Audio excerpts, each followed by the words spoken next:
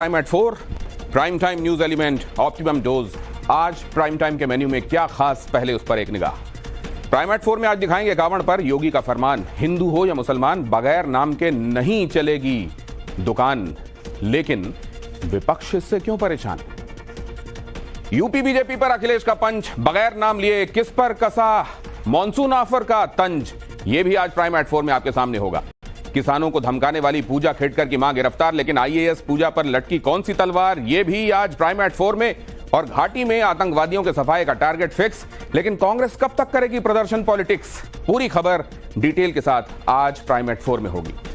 कि गोंडा से आ रही है ये बड़ी खबर, आपको दिखाते हैं। गोंडा में पटरी से उतरी डिब्रूगढ़ एक्सप्रेस, चंडीगढ़ डिब्रूगढ़ एक्सप्रेस पटरी से उतरी। डिब्रूगढ़ एक्सप्रेस की 10 से 12 बोगियां पटरी से उतरी। झिलाही रेलवे स्टेशन के पास पटरी से उतरी है ट्रेन, एक यात्री की इसमें मौत हो गई है और कई के जख्मी होने की खबर आ रही है। मौके पर रेलवे के अधिकारी पहुंच गए हैं। यहां ये तस्वीरें आप देख रहे हैं किस तरह से ये दुर्घटना हुई। गोंडा में ये ट्रेन हादसा हुआ है और हादसे के बाद की तस्वीरें यहां पर आप देख रहे हैं। एक यात्री की इसमें मौत हो गई है। झिलाही रेलवे स्टेशन के पास पटरी से उतरी ट्रेन, डिब्रूगढ़ एक्सप्रेस की 10 से 12 बोगियां पटरी से उतर गईं। चंडीगढ़ डिब्रूगढ़ एक्सप्रेस गोंडा में पटरी से उतर गई। सीएम योगी ने ट्रेन हादसे का संज्ञान लिया, अधिकारियों को फौरन मौके पर पहुंचने के निर्देश दिए। राहत और बचाव में तेजी लाने का निर्देश भी उन्होंने दिया।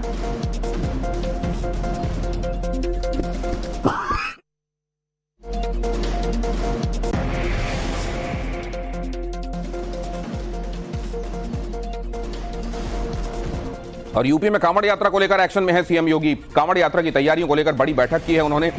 अधिकारियों को निर्देश दिए 72 घंटे में सारे काम पूरे हो जाएं। कांवड़ रूट की मरम्मत का बचा हुआ काम 72 घंटे में पूरा हो जाए, यह भी उन्होंने कहा। कांवड़ रूट पर व्यवस्था में कोई कोताही नहीं होनी चाहिए, कहा सीएम योगी ने।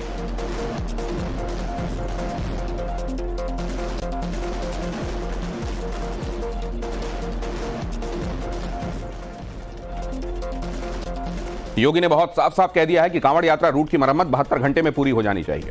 हर जिले में कांवड़ रूट का काम पूरा करने का निर्देश उन्होंने अधिकारियों को दे दिया है। ड्रोन से पूरे कांवड़ रूट की निगरानी की जाएगी, ये उन्होंने सुनिश्चित करने के लिए कहा है। पूरे कांवड़ रूट पर सहायता शिविर जगह जगह पर लगाए जाएं, ये निर्देश भी दिए गए हैं। कांवड़ शिविर लगाने वाले का सत्यापन जरूर हो, कौन कौन से लोग शिविर लगा रहे हैं उनको पहले वेरीफाई किया जाए और उसके बाद उनको यहां शिविर लगाने दिया जाए। कांवड़ रूट पर गंदगी या जल जमाव नहीं होने दिया जाए। रूट पर साफ सफाई का विशेष ध्यान रखा जाए। स्ट्रीट लाइट्स पूरे रूट में हों, यह सुनिश्चित किया जाए। फूल बरसाकर कांवड़ियों का स्वागत किया जाए। कांवड़ रूट पर पेयजल और शिकंजी का भी इंतजाम हो। अलग अलग मंत्रालय के साथ मिलकर इंतजामात को मुकम्मल किया जाए, यह भी सीएम योगी ने कहा है।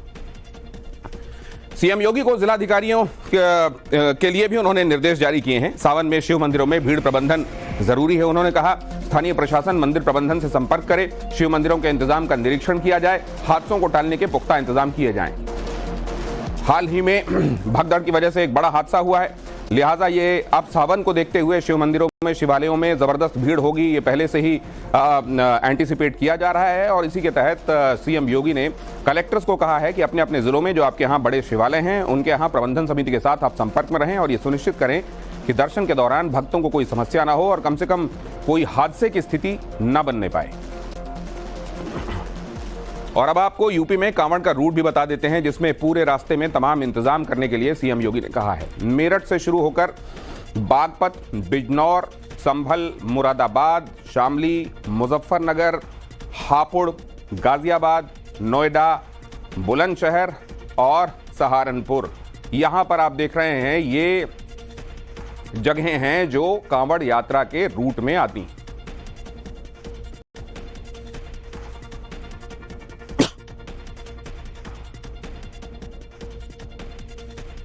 22 जुलाई से कांवड़ यात्रा की शुरुआत हो रही है और यूपी सरकार ने कांवड़ यात्रियों की सुविधा के लिए एक और बड़ा फैसला लिया है। कांवड़ यात्रा को लेकर योगी सरकार का यह बड़ा आदेश है। कांवड़ यात्रा के रास्ते में आने वाली दुकानों और होटल्स के लिए सरकारी आदेश जारी किए हैं। सभी को दुकान और कर्मचारियों की पहचान बतानी होगी।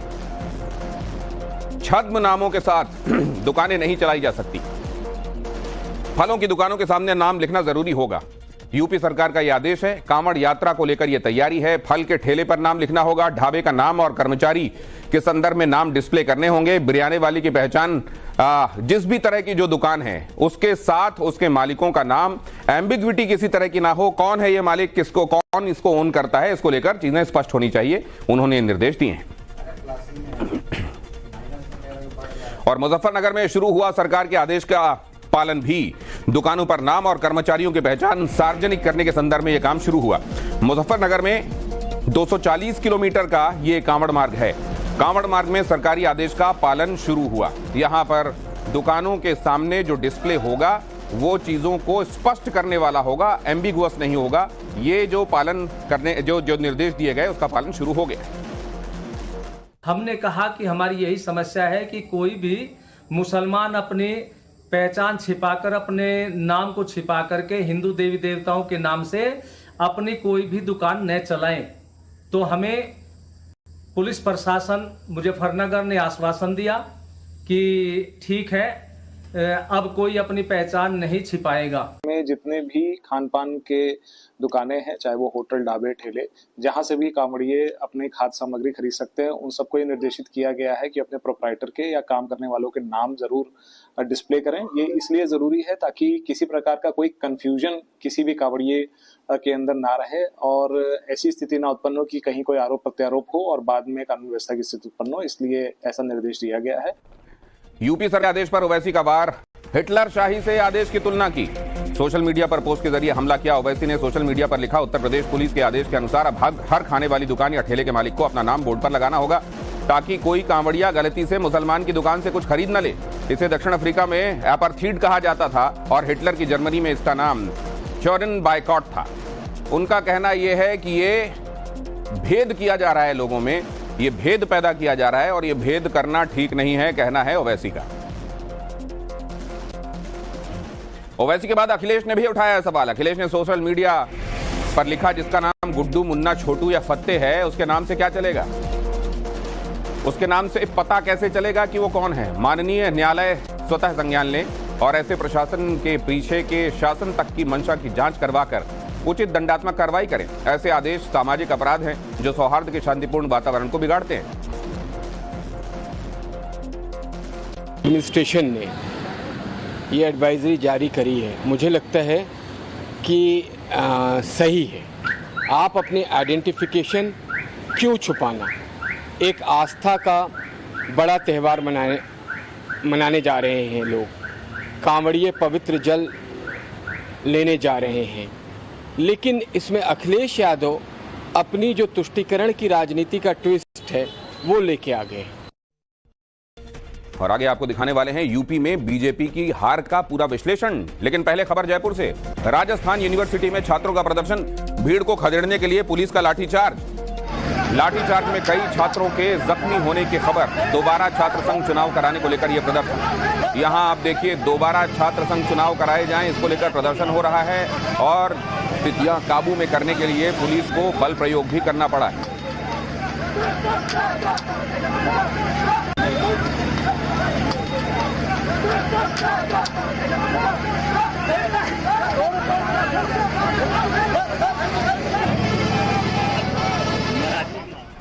और सूत्रों के हवाले से इस वक्त की बड़ी खबर, यूपी में बीजेपी के खराब प्रदर्शन की रिपोर्ट पीएम को सौंपी गई। यूपी बीजेपी अध्यक्ष भूपेंद्र चौधरी की दिल्ली में शीर्ष नेताओं से मुलाकात हुई। भूपेंद्र चौधरी ने पीएम के साथ गृह मंत्री शाह, जेपी नड्डा को भी यह रिपोर्ट सौंपी।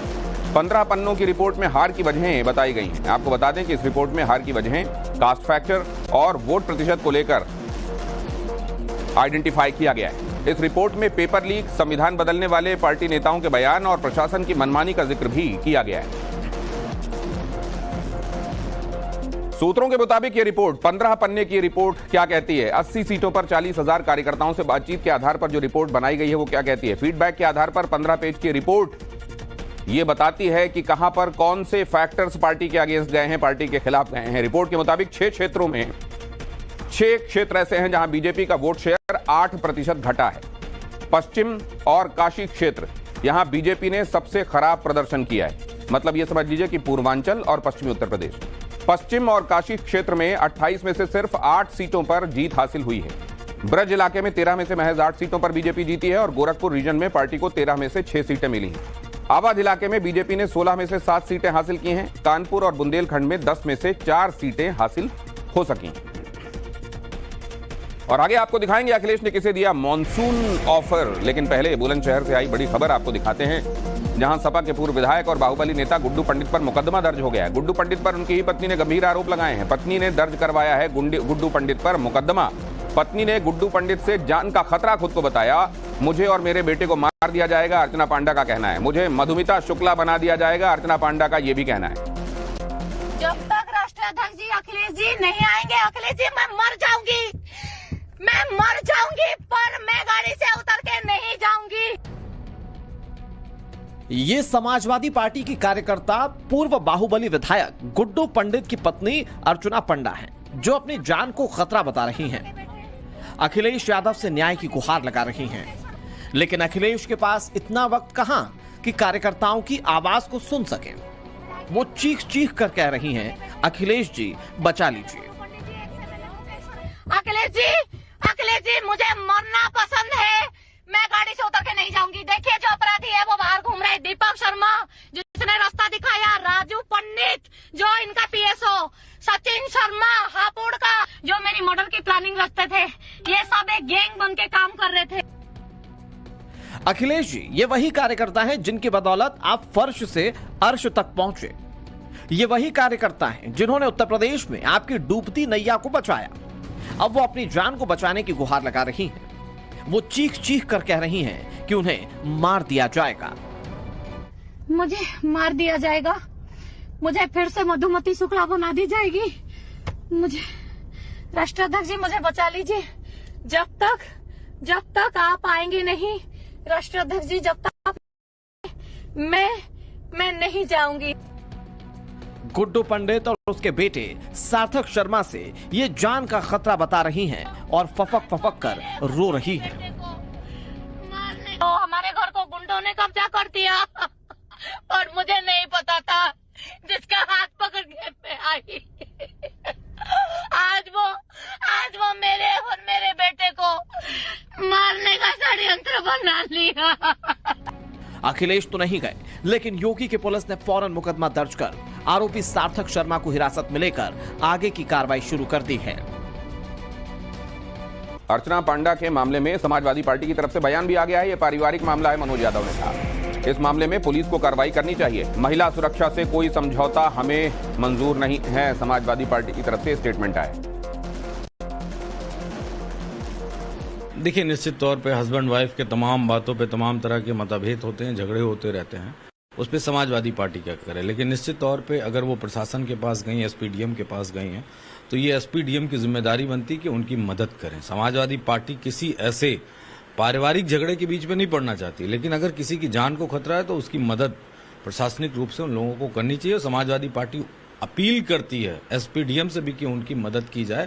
अगर उनको किसी तरह का कोई भी इस तरह की बात है, अगर उसके बावजूद मदद उनकी नहीं होती है, तो दुर्भाग्यपूर्ण कि उत्तर प्रदेश की पुलिस सुचारू रूप से काम कर पा रही है, नहीं कर पा रही है। बेटी बचाओ, बेटी पढ़ाओ, तमाम सारे नारे, स्लोगन चल रहे हैं, तो क्या समाजवादी पार्टी के सहारे चल रहे हैं क्या? ये भी बीजेपी सरकार को मौजूदा बताना पड़ेगा। और उत्तर प्रदेश की बीजेपी में सियासी घमासान मचा हुआ है और इसमें अखिलेश यादव ने एक बड़ा बयान दिया है। यूपी बीजेपी की कलह पर अखिलेश यादव का तंज देखने को मिला है। बिना नाम लिए केशव प्रसाद पर उन्होंने निशाना साधा है।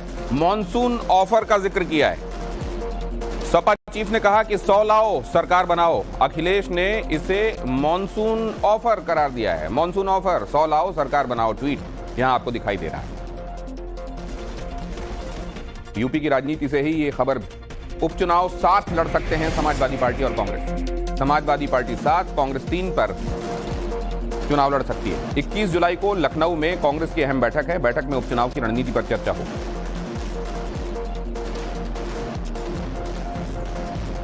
सामूहिक निकाह कार्यक्रम पर तौकीर रजा का बयान सामने आया है। हमारा कार्यक्रम स्थगित नहीं हुआ है। मुस्लिम लड़कियों का धर्मांतरण रोके प्रशासन तभी टलेगा सामूहिक निकाह कार्यक्रम। मौलाना तौकीर रजा खान ने धर्म परिवर्तन करने वाले युवक युवतियों का निकाह कराने को लेकर फिर से बयान जारी किया। उन्होंने कहा कि 21 जुलाई को प्रस्तावित कार्यक्रम स्थगित नहीं हुआ है।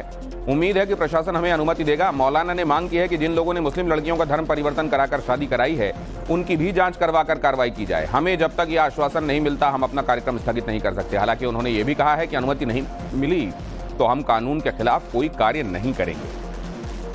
ने जो तारीख दी थी, हम उस तारीख को ही अपना प्रोग्राम करेंगे।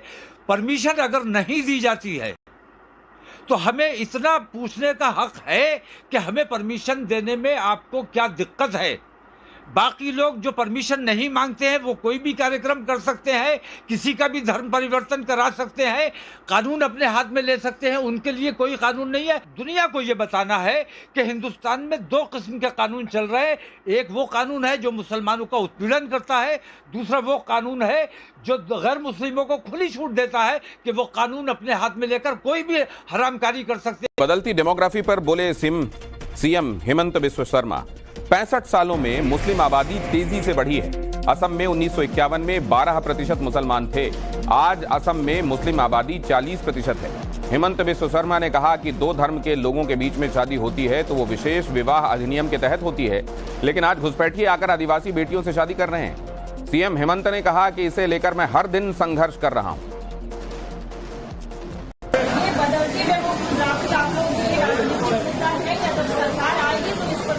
देखिए, बदलते डेमोग्राफी मेरे लिए, मैं असम से आया हूं, ये मेरे लिए बहुत बड़ा मुद्दा है। इसलिए मैं असम में, बंगाल में हर दिन, मेरा असम में मुस्लिम पॉपुलेशन 40% हो चुका है। 1951 में 12%, आज असम में मुस्लिम पॉपुलेशन 40%। हम जिला की जिला खो चुका है। तो मेरे लिए ये मुद्दा पॉलिटिकल नहीं है, मेरे लिए ये जीना और मरने का मुद्दा है। और सबका साथ सबका विकास बंद करो वाले बयान पर सियासत तेज हो गई है। शुभेंदु अधिकारी के बयान पर जेडीयू का रिएक्शन आया है। देश का संविधान सबके लिए बराबर है, जेडीयू ने कहा। संविधान को चुनौती देने का अधिकार किसी के पास नहीं है। कल पश्चिम बंगाल के बीजेपी नेता शुभेंदु अधिकारी ने कहा था कि सबका साथ सबका विकास बंद करो, जो हमारे साथ है हम उनके साथ हैं। अल्पसंख्यक मोर्चे की आवश्यकता नहीं है।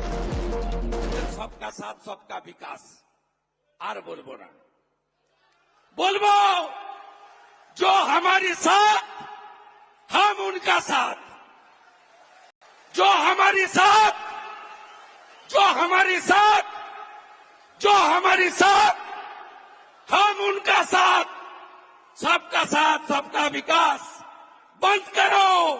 देश का संविधान हर एक जाति, धर्म, समुदाय, परंपरा सबके हितपोषक है और देश के संविधान को चुनौती देने की स्थिति इस देश में किसी भी राज सत्ता पर बैठे हुए व्यक्ति को यह अधिकार ही प्राप्त नहीं है। अब आप शब्दावली का इस्तेमाल करके, छद्म भाषा का इस्तेमाल कर करके अपनी भावना व्यक्त कर सकते हैं, लेकिन संविधान के विहित दायित्व में सबका सम्मान करना आवश्यक है। और NEET UG paper leak case में बड़ी कार्रवाई हुई है। सीबीआई ने पटना एम्स के 4 छात्रों को पकड़ा है। एम्स के छात्रों से सीबीआई की पूछताछ जारी है। मेडिकल छात्र के रूम भी सीबीआई ने सील किए। लैपटॉप, मोबाइल भी सीबीआई ने जब्त किए। हिरासत में लिए गए 3 छात्र 3rd ईयर के स्टूडेंट्स हैं। सीबीआई की हिरासत में 2nd ईयर का एक स्टूडेंट भी है।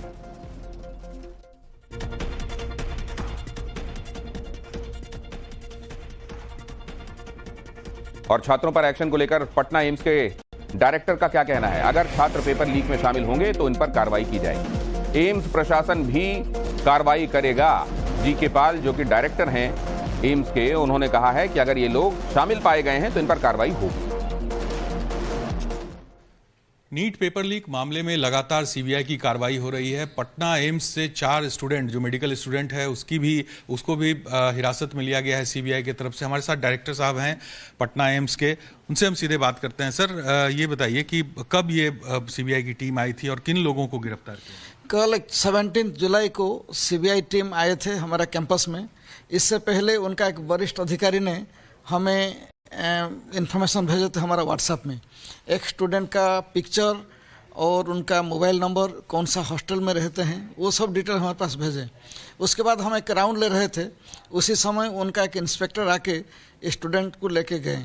उसके बाद उनका और एक वरिष्ठ अधिकारी ने हमें आधा घंटे के बाद, ये जो पहला हुआ 3:30 बजे, उसके बाद उनका और एक वरिष्ठ अधिकारी ने हमें फिर फ़ोन किए और 3 स्टूडेंट का नाम और उनका फ़ोटो हमारे पास भेजे व्हाट्सएप में और बोले कि डायरेक्टर साहब हमें ज़रा मदद कीजिए, स्टूडेंट को हम इंटरोगेट करेंगे।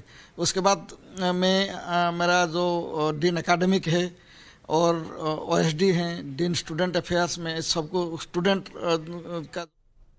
और नीट पेपर लीक मामले में एक और बड़ी खबर आई है। सुप्रीम कोर्ट ने NTA का नया हलफनामा सुप्रीम कोर्ट में आया है। कोई सिस्टेमिक फेलियर नहीं था, NTA ने कहा। बिहार की घटना आपराधिक गतिविधि है, NTA ने कहा। बिहार में जो हुआ उसकी जांच जारी है। NTA का कहना है CBI इस मामले की जांच कर रही है। नेशनल टेस्टिंग एजेंसी ने यह भी कहा। 17 संदिग्ध उम्मीदवारों के नतीजे रोके गए हैं, NTA का कहना है।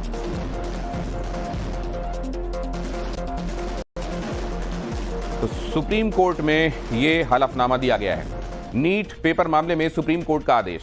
नीट परीक्षा का पूरा रिजल्ट ऑनलाइन डाला जाए, सुप्रीम कोर्ट ने कहा। शनिवार 12 बजे तक सेंटर वाइज रिजल्ट्स जारी किए जाएं। पटना में पेपर लीक हुआ, इसमें कोई शक नहीं, सुप्रीम कोर्ट ने कहा। पेपर लीक पर सोमवार को सुनवाई जारी रहेगी। 24 जुलाई से काउंसलिंग शुरू हो जाएगी, सॉलिसिटर जनरल ने कहा।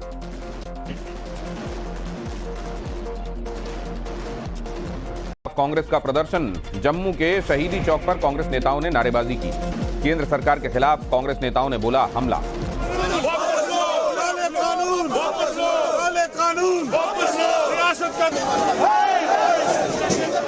जो आतंकवाद कांग्रेस की सरकार में कम कर दिया था, खत्म होने जा रहा था, वही आतंकवाद हम पिछले कई दिनों से देख रहे हैं। हमारे जवानों, सिक्योरिटी फोर्सेस, हमारे सिविलियंस, हमारे पिलग्रिमेज और हमारे सभी लोगों की चिंता का विषय बन गया है जिस तरह से टेररिज्म बढ़ रहा है। और बेंगलुरु में बीजेपी कार्यकर्ताओं का जोरदार प्रदर्शन। बीजेपी ने वाल्मीकि निगम घोटाले की जांच की मांग की। बीजेपी का दावा 180 करोड़ का बड़ा घोटाला है ये। बीजेपी ने मुख्यमंत्री से इस्तीफा मांगा। दरअसल कर्नाटक सरकार जनजातीय जनसंख्या के लिए रोजगार समेत कई योजनाएं चलाती है और इसके लिए अलग से बजट की व्यवस्था होती है। इसी महर्षि वाल्मीकि फंड में घोटाले की बात सामने आई।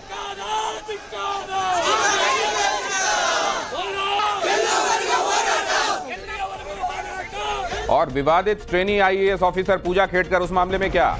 मां मनोरमा खेड़कर को पुणे पुलिस ने गिरफ्तार कर लिया है। वो रायगढ़ के महाड़ के एक होटल में नकली पहचान के साथ रह रही है। पिछले कुछ दिनों से मनोरमा फरार चल रही थी। मनोरमा पर किसान को धमकाने का आरोप है। पुलिस ने आर्म्स एक्ट के तहत मामला दर्ज कर लिया है। धमकाने का वीडियो सोशल मीडिया पर वायरल हुआ था।